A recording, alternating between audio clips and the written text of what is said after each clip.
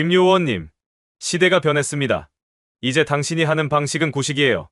이기고 지고의 문제가 아니오. 우린 단지 나라를 지키는 일을 할 뿐이오. 할아버지의 얼굴에는 붉은 무언가가 흘러내리고 있었지만 눈빛만은 여전히 단호했습니다. 변함없는 국가에 대한 헌신과 사명감, 그 모든 것이 지금 이 순간도 할아버지를 버티게 하고 있었죠. 이 시대에 숨겨진 영웅의 이야기 함께 들어보실까요? 그 전에 잠깐 시청 전에 구독과 좋아요 잊지 않으셨나요? 꼭 한번 눌러주시면 당신의 하루에 따뜻한 기적이 찾아올 거예요. 한산한 공원에서 햇살이 따스하게 내리쬐는 오후였습니다. 바둑판 앞에 앉아있는 한 남자가 있었죠. 78살의 기호 할아버지였어요. 손톱이 다를 정도로 오랜 세월 바둑돌을 쥐어온 그의 손가락은 마디마디가 굵고 단단했습니다. 돌을 집어올리는 모습이 마치 오랜 연륜이 묻어나는 듯 했어요. 저 오늘 여기까지입니다. 다음에 다시 오죠. 마주 앉아있던 30살 남짓한 청년이 말하며 일어섰습니다. 기호는 고개를 끄덕이며 청년의 마지막 수를 바라봤어요. 그런데 그 순간 기호의 눈빛이 달라졌습니다. 그의 시선이 바둑판 위 검은 돌 하나에 멈춰섰죠. 평범해 보이는 그 한 수가 기호의 호흡을 멈추게 한 겁니다. 이건 70년대 우리가 쓰던 작전 암호 방식이잖아. 기호의 목소리는 떨렸어요. 순간 그의 머릿속에 수십 년 전 기억이 파도처럼 밀려왔습니다. 청년이 둔 그 수는 평범한 바둑수가 아니었습니다. 누군가 잊지 못할 약속처럼, 아니, 경고처럼 바둑판 위에 남긴 암호였던 거죠. 집으로 돌아온 기호는 서랍 깊은 곳에서 빛바랜 전화번호부를 꺼냈습니다. 손가락으로 하나하나 더듬어가며 예전 동료의 번호를 찾아냈어요. 망설임 없이 전화를 걸었죠. 여보세요. 나 기호일세. 오늘 바둑을 두는데 이상한 걸 발견했네. 전화기 너머로 퉁명스러운 목소리가 들려왔습니다. 대체 무슨 소린가? 이 수법.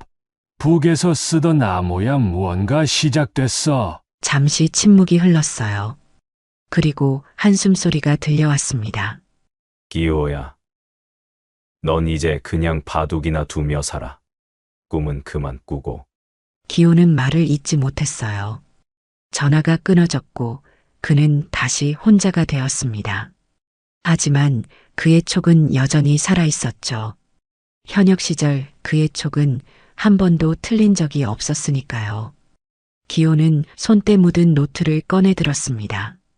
오래된 가죽 표지의 노트에는 그가 수십 년간 기록해온 암호들과 패턴들이 빼곡히 적혀 있었어요.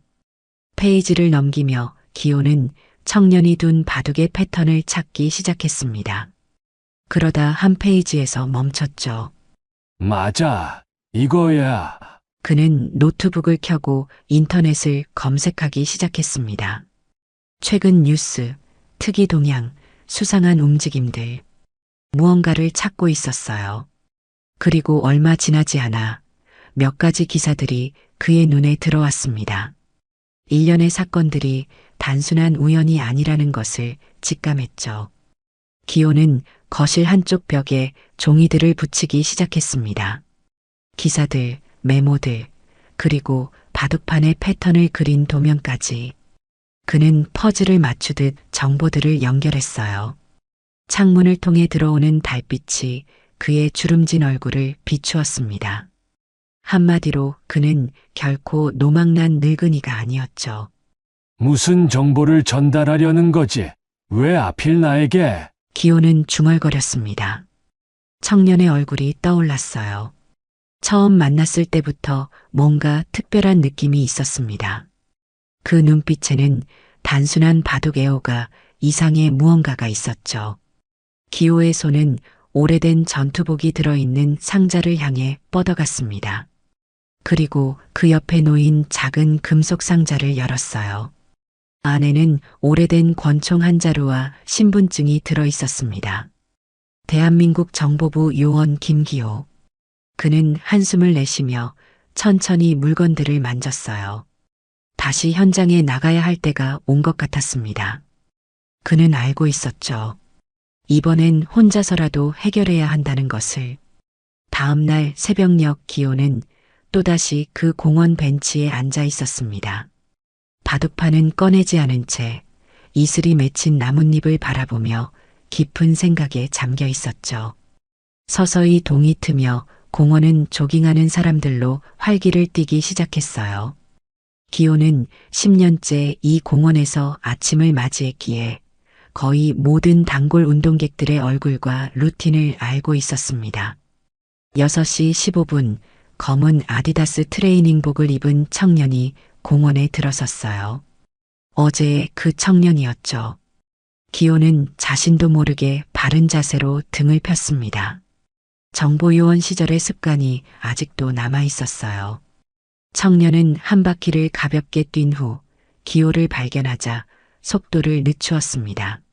자연스럽게 벤치 뒤편의 나무 그늘로 걸어간 뒤 마치 스트레칭을 하는 척하며 기호에게 접근했어요. 날씨가 참 좋습니다, 어르신.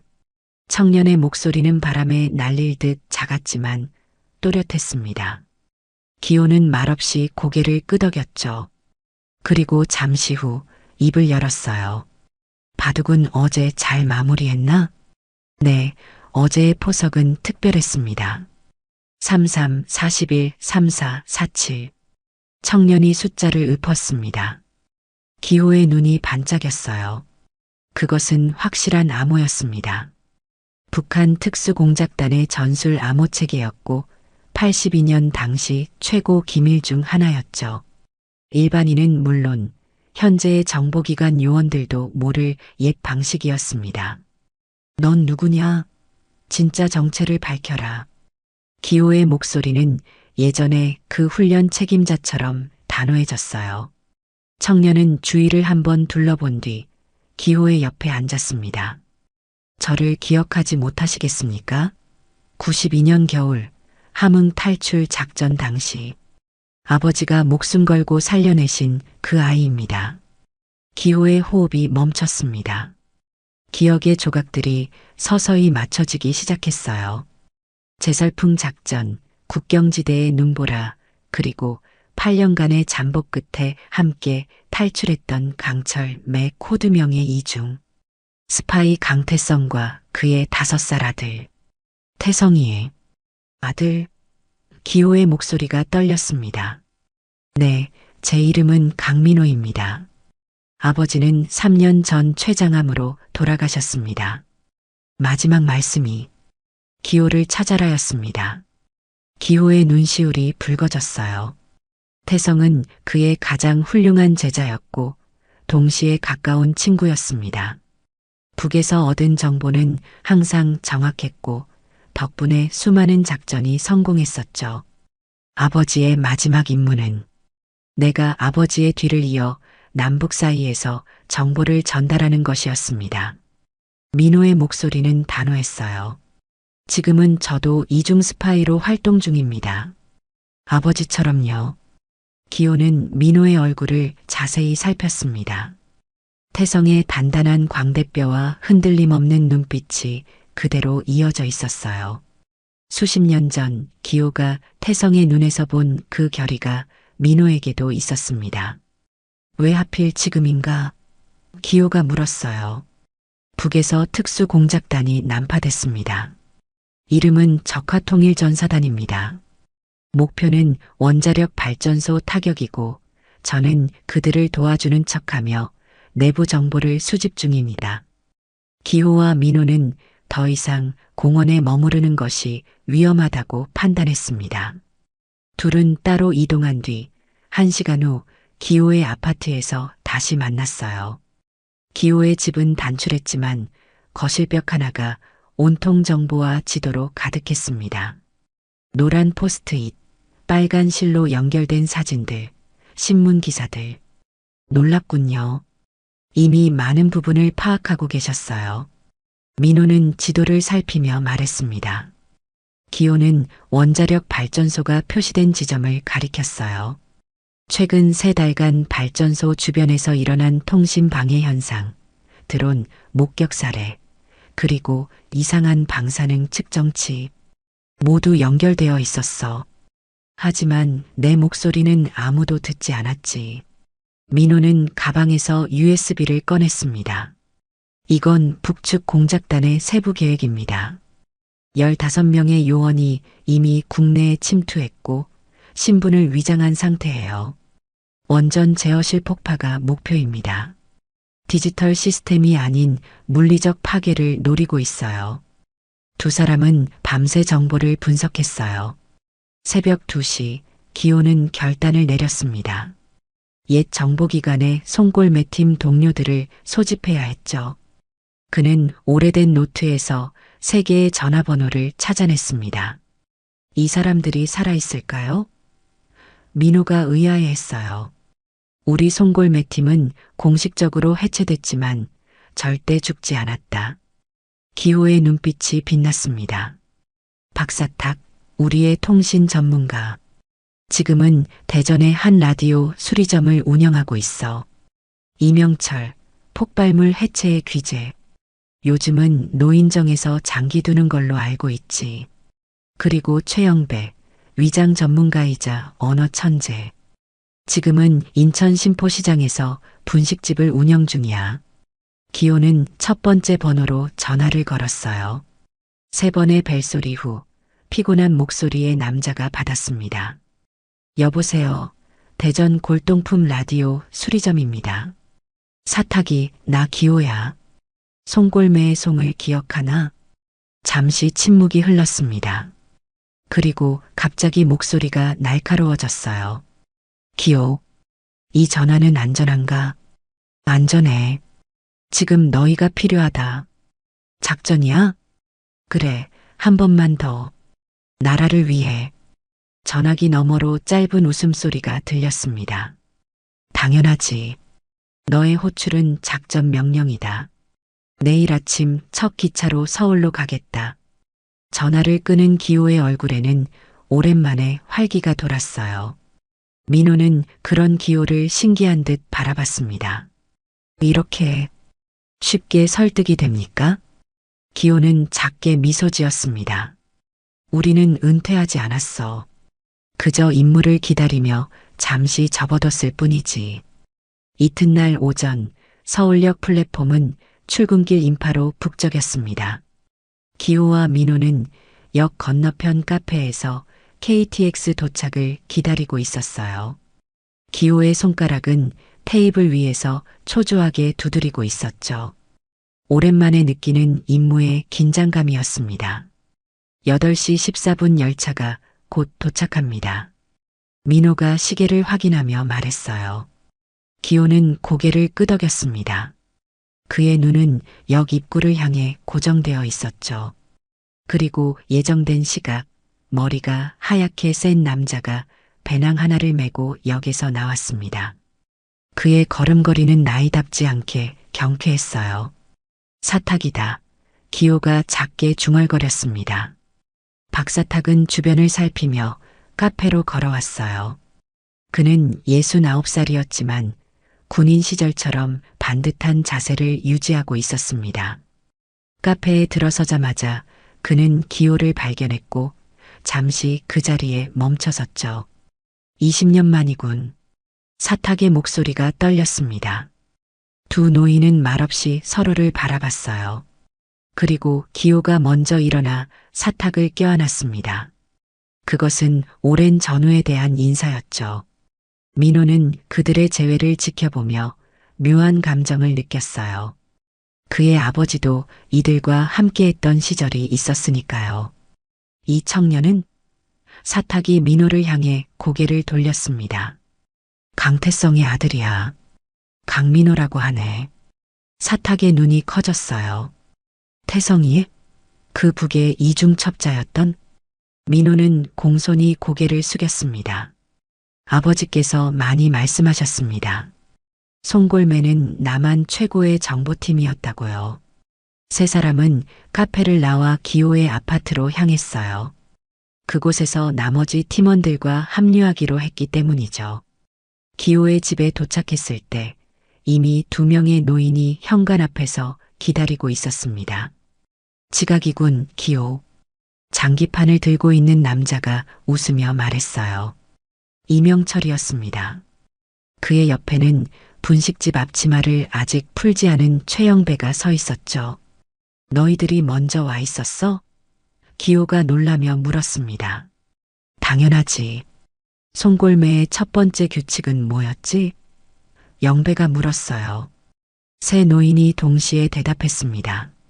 항상 약속 시간보다 일찍 도착하라. 그들은 웃음을 터뜨렸어요. 수십 년이 지났지만 그들의 정신은 여전히 살아 있었습니다. 기호의 아파트로 들어가자 4명의 노인들은 마치 시간이 거꾸로 흐른 듯 활기를 되찾았어요. 민호는 그들을 지켜보며 새로운 감정을 느꼈습니다. 이것이 진정한 팀워크, 수십 년이 지나도 변하지 않는 신뢰였던 거죠. 자, 상황 설명부터 하지. 기호가 벽에 붙은 지도와 사진들을 가리키며 말했습니다. 민호가 북측 자료들을 펼치기 시작했어요. 원자력 발전소 제어실 폭파가 목표입니다. 15명의 특수 공작원이 이미 국내에 침투했고 다양한 직업으로 위장 중이에요. 특히 주목할 점은 그들이 최신 디지털 보안 시스템을 우회하는 대신 물리적 침투와 폭파를 계획하고 있다는 겁니다. 영리한 전략이군. 명철이 고개를 끄덕였어요. 요즘 사이버 보안은 철벽 같지만 물리적 침투는 오히려 더 취약해졌으니까. 이들의 리더는 붉은 여우라는 코드명을 쓰고 있습니다. 민호가 한 장의 사진을 내밀었어요. 40대 중반으로 보이는 남자였죠. 정보에 따르면 이자는 특수군사훈련을 받은 엘리트입니다. 북한군 최고의 폭파 전문가로 알려져 있고요. 그런데 왜 정부에 이 정보를 알리지 않는 거지? 사탁이 의문을 표했습니다. 기호의 표정이 어두워졌어요. 이미 시도했어. 하지만 아무도 80대 노인네의 말을 믿지 않더군. 망상이라고 치부했지. 4명의 노인들은 서로를 바라봤습니다. 그들의 눈빛에는 결의가 깃들어 있었어요. 그럼 우리가 직접 해결해야겠군. 영배가 단호하게 말했습니다. 기호는 지도에 원자력 발전소를 표시했어요. 계획은 이렇다. 첫째, 사탁이 통신망을 해킹해서 공작원들의 연락을 감시한다. 둘째, 영배는 발전소 직원으로 위장해 내부에 잠입한다. 셋째, 명철이는 그들이 설치할 폭발물을 해체할 준비를 한다. 민호는 계속 이중첩자 역할을 수행하며 우리에게 정보를 제공한다. 그리고 자네는? 명철이 물었어요. 나는 작전의 총 지휘를 맡겠네. 기호의 목소리는 조금 떨렸습니다. 나이에 대한 자각이 있었던 거죠. 사탁이 기호의 어깨를 두드렸어요. 바보 같은 소리. 자네는 우리 중 가장 뛰어난 현장 요원이었어. 그 실력 아직도 살아있을 텐데. 기호는 쓴웃음을 지었습니다. 이제 체력이 예전 같지 않아. 무리하다가는 여러분에게 짐이 될 수도 있지. 걱정 마세요. 민호가 말했어요. 저희 5이라면 충분합니다. 각자의 전문성을 발휘한다면 그들을 막을 수 있을 거예요. 4명의 노인들은 민호를 바라봤습니다. 그의 눈빛에서 태성의 모습을 발견했죠. 강한 의지와 결단력 그리고 충성심. 그들은 그 눈빛을 신뢰했어요. 준비 기간은 사흘뿐이야. 기호가 벽에 붙은 달력을 가리키며 말했습니다. 북측 공작원들은 6위로 원전을 타격할 예정이야. 우리는 그 전에 모든 준비를 마쳐야 해. 그들은 작전 세부 사항을 논의하기 시작했어요. 사탁은 노트북을 꺼내 북측 통신을 해킹할 방법을 연구했습니다. 명철은 현대식 폭발물에 대한 정보를 검토했고 영배는 발전소 직원 신분증과 유니폼을 준비하기 시작했어요. 민호는 북측 공작원들과의 다음 접선 계획을 세웠습니다. 밤이 깊어갔지만 그들의 눈빛은 점점 더 밝아졌어요. 마치 수십 년 전으로 돌아간 듯한 활기가 넘쳤죠. 그들은 알고 있었습니다. 이것이 아마도 그들의 마지막 임무가 될 거라는 걸. 하지만 그들에게는 그것이 오히려 더 큰 의미를 가졌어요. 마지막을 빛나게 마무리할 기회였으니까요. 이런 느낌 오랜만이군. 명철이 커피를 마시며 중얼거렸습니다. 그래, 마치 젊은 시절로 돌아간 것 같아. 영배가 웃으며 대답했어요. 그들의 웃음소리가 작은 아파트를 가득 채웠습니다. 새벽녘 창밖으로 희미한 빛이 비치기 시작했죠. 송골매 팀의 마지막 임무가 시작된 겁니다. 다음 이틀 동안 기호의 아파트는 작전 본부로 완벽히 변모했습니다. 식탁 위에는 원자력 발전소의 세부 도면이 펼쳐져 있었고 벽면은 북측 공작원들의 사진과 정보로 뒤덮였죠. 창문은 항상 커튼으로 가려진 채 노란 조명 아래 5명의 인물들이 거의 쉬지 않고 움직였습니다.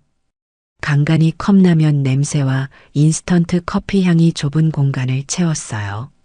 사탁은 거실 한 구석에서 세 대의 노트북을 동시에 운용하고 있었습니다. 그의 손가락은 80년대 타자 대회에서 우승했던 그 시절처럼 여전히 날렵했어요. 모니터 화면에는 복잡한 코드들이 끊임없이 흘러내렸고 가끔씩 그는 쯧하는 소리와 함께 안경을 올리곤 했습니다. 영배는 작은 바늘로 발전소 직원 유니폼의 보안 패치를 정교하게 수정하고 있었죠. 그의 손끝에서는 원본과 구분할 수 없는 완벽한 복제품이 만들어지고 있었습니다. 가끔 돋보기를 들어 미세한 자수 패턴을 확인하는 그의 눈빛은 예술가의 그것과 다를 바 없었어요. 명철은 거실 바닥 중앙에 자리 잡고 소형 전자기기들을 분해하고 있었습니다. 그의 앞에는 다양한 펜치와 드라이버, 전선 절단기가 체계적으로 놓여 있었죠. 잘게 자른 전선 조각들과 회로판 위에서 그의 손은 젊은 시절의 기억을 더듬듯 움직였습니다. 가끔 그가 중얼거리는 계산식은 그 누구도 이해할 수 없는 암호 같았어요. 기호는 작전 계획을 빨간 펜으로 수정하며 침투 경로와 대피 루트를 도면 위에 정교하게 표시했습니다. 한 손에는 만년필을, 다른 손에는 돋보기를 든 채 그는 모든 가능성을 검토하고 있었죠. 오랜 시간 정보 요원으로 살아온 그의 직감은 여전히 날카로웠습니다. 민호는 북측 공작원들과의 다음 접선을 준비하며 자신의 역할을 연습하고 있었어요. 거울 앞에서 표정과 말투를 바꿔가며 조국을 위해 목숨을 바쳤던 아버지의 유산을 이어가고 있었습니다.